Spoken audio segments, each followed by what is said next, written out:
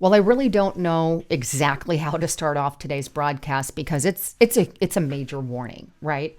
I warned everyone that violence on the left would intensify, and it now has. I've got some video footage today to show you that these protesters, these anti-ICE protesters, are now going after people just for wearing flags. And some of the stuff that went down over this past week is terrifying because now they're directing their anger not just at ICE, but at anyone supporting ICE or simply wearing a flag. Things have gotten bad. Donald Trump needs to send a little more aid in to help some of these people because, quite frankly, there have also been reports of police looking the other way. But these brazen attacks are now happening on MAGA supporters, and the line has been crossed. Let's start first with Dr. Oz, right? Because he has his own account dealing with those on the left. And this is what they push on the left. It makes me sick to my stomach. By the way, before I even get into this Dr. Oz story, I want to ask you, please make sure you're subscribed to the channel. And look, make sure you have that all bell button checked. But either way, they're not sending out these videos. Anything that has truth on them, they get suppressed. I've got a channel of over 500,000 people, and they send it maybe to 20,000 if I'm lucky. And now the videos are even going as low as, 5,000 or whatever. And it's just insanity. These are impossible numbers to have. So if you don't share it, it's not getting out. And I do post each and every single day here on this channel. So I'm posting all the time. And so also make sure you like the video. I would love you guys. And thank you guys so much for doing that. I'm really getting fed up with how things are handled right now. With the way that they are treating these truther channels. And I hope you guys are as well. But here's the article, and this is on the Gateway Pundit. Dr. Oz has been flipped off. He was followed, threatened, and had his car surrounded while investigating the child welfare fraud in Minnesota. It seems to revolve a lot around that fraud. But Dr. Mehmet Oz is the U.S. Administrator of the Center for Medicare and Medicaid Services. Jim O'Neill is the Deputy Secretary of Health and Human Services. And last week, both of them traveled to St. Paul to investigate fraud at a rundown building there. And both of them sat down with Liz Collin from Conservative Alpha News to describe their experience of what happened when they went there. And to give you a little detail, before I get in the paragraph, they were threatened, they were followed, they had their cars surrounded as they visited an old textile building now used to administer Medicaid. Obviously fraud, a rundown building, right? But anyway, here's what Oz stated in the interview with Liz Collins. He says, I wouldn't say we felt in significant danger, but we were told we would not even be allowed in the building. So we didn't try. But we drove by. We just stood on the sidewalk and there was menace. We got back in our cars. People were honking at us. A car followed us for a long time. It was definitely, they didn't know exactly who we were, but we were in black cars.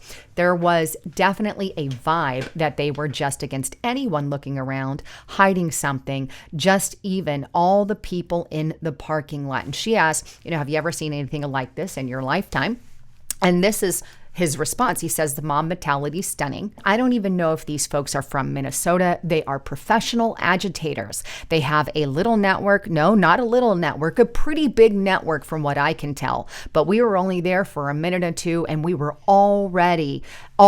already people there showing up and beginning to surround the cars we were in.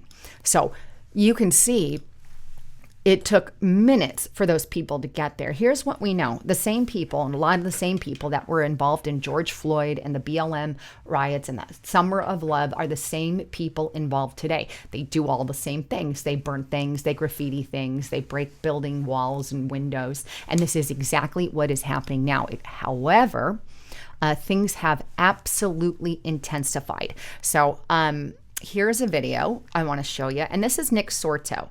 And this is him. Okay, it's okay.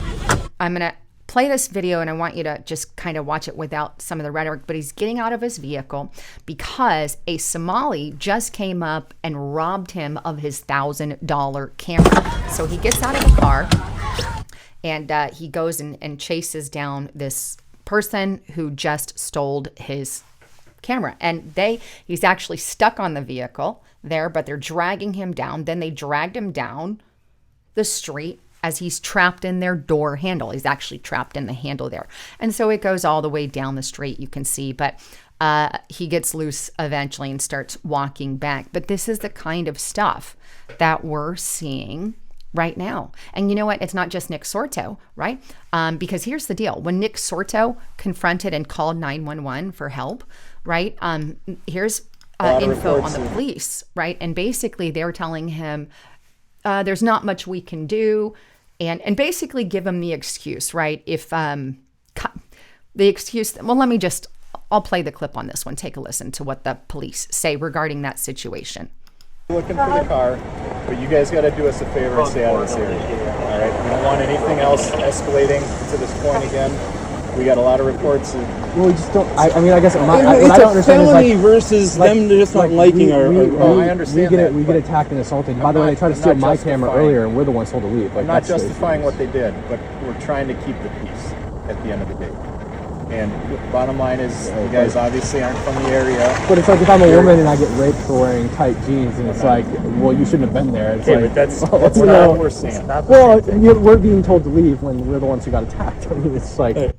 So there you have it. They were the ones being told to leave when they were the ones that got attacked. But I mean, there's always two sides to the story. But bottom line is, in Minnesota, there has been a lot of standing down by officials, which is why Donald Trump is like, hey, I'm going to be sending in more, and we're going to invoke potentially the Insurrection Act. And hey, guess what? It's not just Nick Sortor. Over the week, and Jake Long, who I'm not a fan of, I'm not really a big fan of, but he got attacked in a crowd, and I believe he suffered a head stabbing.